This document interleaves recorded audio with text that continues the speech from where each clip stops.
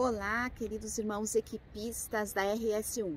Nós somos Joyce e Gerson Garcia e estamos aqui para mais um Momento 14 na RS1. Neste mês, iremos tratar sobre a campanha da fraternidade deste ano, pois estamos na Quaresma.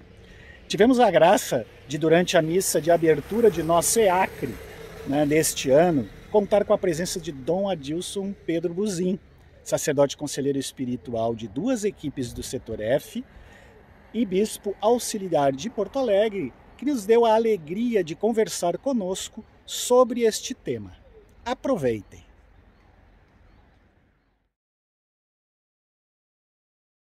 Na pessoa de vocês, quero saudar a todos os casais responsáveis, os casais dos setores, os casais da região, enfim. Aqui estamos, sábado de manhã, às 8 horas, é o único lugar em Porto Alegre que tem tantos casais reunidos nesse momento. Em nome de quem? De Jesus. Por Maria. Eu fui convidado, fui instado. Quero saudar também que nos acompanham, Gerson, pelas redes sociais. E eu fui instado a não falar muito da liturgia do dia, mas sobre a campanha da fraternidade.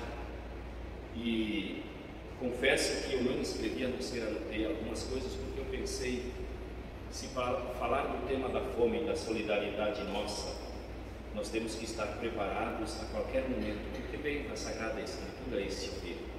E então queremos, queridos irmãos e irmãs, já peço se eu me delongo um pouquinho, mas nós escutamos a primeira leitura, veja o tema: fraternidade e fome, dai-lhes vós mesmos de comer. A campanha da fraternidade neste ano, que nasce desde o nosso primeiro dia da Quaresma, em que Jesus coloca o jejum, a oração e a esmola, as dimensões da nossa vida.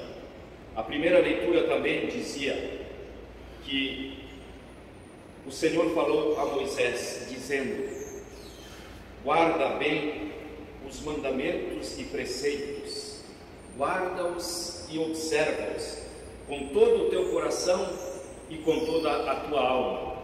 A oração inicial da coleta dizia: Senhor, que nós possamos viver esse tempo praticando a caridade para prestarmos o verdadeiro culto. Então o Dom Adilson não precisa inventar muito. A caridade, o convite que nos vem da campanha da fraternidade é o caminho da conversão quaresmal. Eu não posso me converter ao verdadeiro culto a Deus se as minhas mãos não se dirigem ao próximo. E veja também a dimensão do primeiro dia da quarta-feira de cinzas, o jejum. O jejum é uma dimensão de autodomínio, não somente do comer, mas eu posso, através do autodomínio de tantas coisas, eu posso ser forte diante das dificuldades e posso também, inclusive na renúncia de alguma coisa física, ser solidário, que é a questão da esmola, então, da caridade. Mas se eu esqueço de Deus, que é a segunda dimensão, quando orar, por exemplo, dentro do quarto, ou seja, Jesus, na dimensão também da oração, nos coloca que o caminho da Quaresma é um verdadeiro culto a Deus. Mas para verdadeiro culto a Deus, ele vai falar da caridade, da esmola, inclusive diz que a tua mão esquerda não saiba o que faz a tua direita, para dizer que nós não podemos separar o nosso ser, a nossa intimidade, porque nós somos cabeça, coração e força de vontade, se quisermos vontade. E a leitura inicial dizia, o livro do Deuteronômio, o Senhor diz a Moisés: guarda bem e observa os mandamentos e preceitos e decretos que eu disse a ti e ao povo de Israel, com todo o teu coração e com toda a tua alma. Como é bom nós vemos quando uma pessoa assume as suas responsabilidades com todo o seu coração, com todo o seu afeto, com toda a sua mente, com clareza e comprometimento no dia a dia.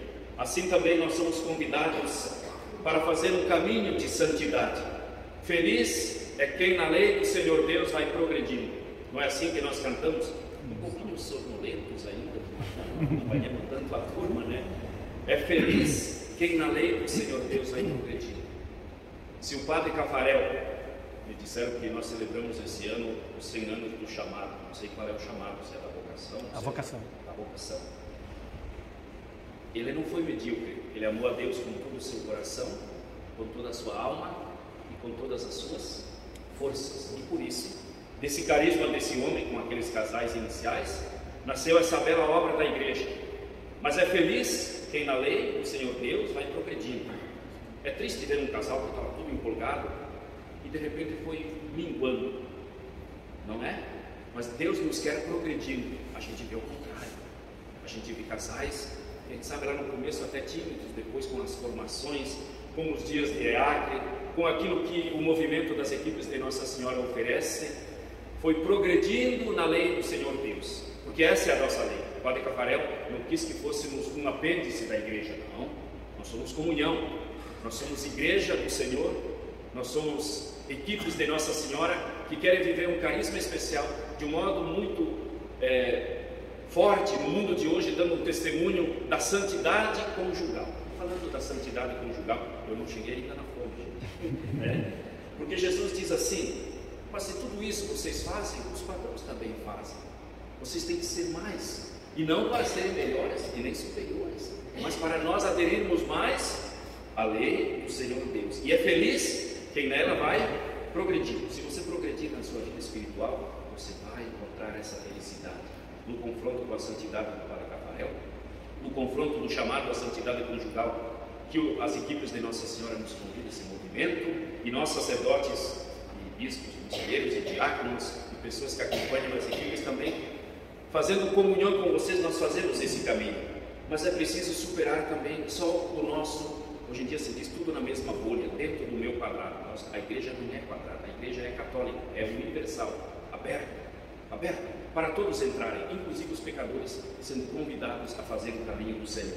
E Jesus diz assim: os pagãos não fazem a mesma coisa? Se vocês saúdam só os da equipe, se os são mais achegados, eu chego na missa, claro, a tentação sempre é ir ao encontro dos amarelinhos, que a gente vê esse aqui do meu grupo, mas Jesus nos diz: ir além, se saudais somente aqueles que vos saúdam, que recompensa tereis? Os pagãos não fazem a mesma coisa? E veja como o Salmo diz, a primeira leitura diz: Deus quer o coração e a alma do seu povo de Moisés. O Salmo diz: é feliz quem progride na lei do Senhor Deus, aquelas leis que Moisés recebeu do Senhor. E Jesus diz: é preciso ir além, vós ouvistes, mas eu vos digo. E no final, para dizer que é feliz quem progride na sua lei, portanto, sede perfeitos como vosso Pai Celeste é perfeito. E o caminho das equipes de Nossa Senhora é um caminho de conversão, é um caminho quaresmal, do período da quaresma, mas de toda a quaresma. Por quê? Porque todo casal que entra nas equipes de Nossa Senhora tem na frente o grande mistério da nossa fé: paixão, morte e ressurreição do Senhor, que é dada mais intensamente um caminho do período da quaresma, mas é toda a nossa vida esse caminho de conversão. Então sim, nós podemos fazer eco, a gente chama de salmo responsorial, que dá resposta. Então a nossa vida pode ser eco dessa busca da perfeição, desse caminho de santidade que Deus chamou a vocês, a nós também, começando pelo Senhor Bispo, pelo primeiro. E nós podemos dizer então: bem-aventurados, felizes, feliz quem na lei do Senhor Deus vai progredir. E uma das leis de Jesus, que não é um mandamento explícito, mas quando perguntam a ele a síntese dos mandamentos: amarás o Senhor teu Deus de todo o teu coração, de toda a tua alma, e com todo o teu entendimento, e com todas as tuas forças, e ao teu próximo como a ti mesmo. Por isso, fraternidade e fome não tem como separar. Nós, hoje de manhã, se eu dissesse: levante a mão quem não comeu, bom, eu não fiz o café da manhã, depois eu não oferecer, mas nós comemos, nós temos essa garantia, nós temos essa segurança alimentar. E em Porto Alegre são 105, eu não brigo pelos números, nem nacional, nem se tiver 10 mil, se tiver 5 mil que passa fome, já é um compromisso nosso, porque é o irmão. Jesus diz: eu tive fome e vós me destes de comer. E mais ainda, quando vem aquela multidão, olha as atitudes que Jesus nos convida na campanha da fraternidade. Eu disse que a gente não tem que ficar no quadrado nosso, nem das equipes de Nossa Senhora, mas olhar esse mundo, olhar inclusive além, olhar para a humanidade, que tem 1 bilhão que sofre fome. Nós não podemos assim ficar quietos, ficar tranquilos, eu diria, mas nós que temos alimento e temos que dar graças a Deus. A primeira atitude é dizer: puxa vida, eu vivo num ambiente, num estado que tem muito alimento, tem que ser produzido dentro da justiça e não naquele sistema que foi descoberto esses dias. Eu faço parte dessa comissão, inclusive, no enfrentamento ao trabalho escravo. Agora, a gente viu na serra, fideu, mas no Brasil, ano passado, foram 2.447 pessoas resgatadas, não tem muita notícia, não tem outro dado. Né? Então, claro, é uma injustiça. Nós precisamos produzir bem e dar graças a Deus pelo alimento, mas dar graças a Deus, quando falamos da fome, das pessoas que produzem. Daqueles que produzem o alimento, sim. Claro, que esse alimento seja produzido na medida do possível. O nosso apelo é sempre com respeito à natureza, e não enchendo de venenos e agrotóxicos, mas também dentro dos parâmetros da justiça, dos bons relacionamentos de comércio e assim por diante. A produção, nós precisamos agradecer que ele produz alimento e nos solidarizarmos, porque muitos de nós, creio que não fazemos parte da produção, nós fazemos parte do todo da sociedade, mas nós não podemos abafar a nossa consciência e dizer como eu posso ajudar aquelas pessoas famintas a ter o que comer, ter uma segurança alimentar. Eu tenho essa segurança, mas eu não posso olhar o meu quadrado.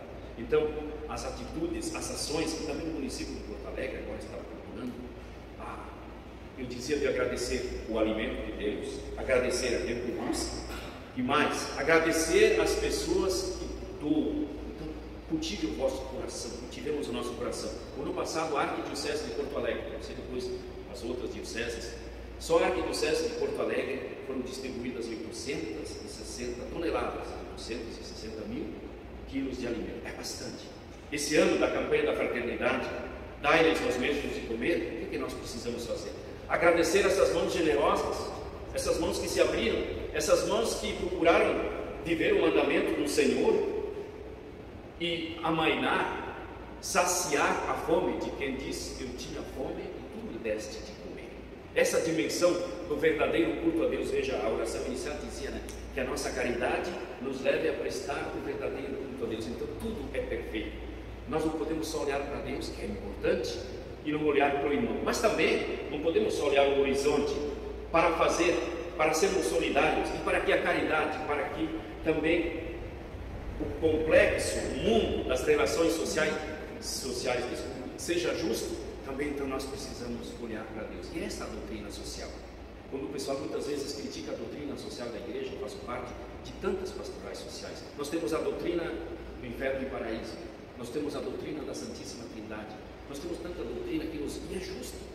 Mas a doutrina social também é uma doutrina que às vezes as pessoas associam a uma ideologia. O Papa insiste, esses dias ele assistiu, né? Não é uma ideologia de esquerda, nem de direita e nem de centro, ele disse. O que nos guia é o Evangelho. E o Evangelho diz: eu tive fome e tu me deste de comer. E mais, Jesus, vendo aquela multidão, convoca as equipes de Nossa Senhora e a todos os cristãos de um modo especial, não porque são os melhores e nem superiores, diz aqui a Sagrada Escritura, não para sermos superiores, mas preferidos do povo de Israel. Nos sentimos mais ainda convocados e solidários para que, quem sabe, um gesto concreto, lá na Cúria nós temos ontem, falamos, vamos fazer um gesto concreto de acrescentarmos aquelas 860 toneladas de alimento, quem sabe esse ano com a campanha, ainda mais, não para sermos somente assistencialistas, mas para mostrarmos que se um dia Porto Alegre, o Rio Grande, o Brasil, o mundo não tiver uma pessoa passando fome, a humanidade toda será mais digna. E então sim, Jesus dirá: sede perfeitos, porque o vosso Pai Celeste é perfeito, que faz vir o sol sobre os justos e injustos, e a chuva também. Queridos irmãos e irmãs, que o apelo da campanha da fraternidade, neste Jesus que diz: dai-lhes aos mesmos de comer, trilhemos o caminho inspirados pelo Padre Rafael, inspirados pelo exemplo de tantos santos e santas, como estamos aqui no Santuário de Santa Rita, e que vocês, queridos irmãos e irmãs, casal, crescer na santidade conjugal, e a nós conselheiros também, é sim, refletir, é fazer com que o seu esposo seja ainda mais generoso, não só contigo, mas fora do quadrado matrimonial. Fazer com que a sua esposa seja ainda mais generosa e que partilhe ainda mais com quem não tem, para que o exemplo, inclusive, de Santa Rita, tenhamos um coração aberto. Então, Jesus dirá: sede perfeitos, né? Sede santos, porque o vosso Pai Celeste é santo.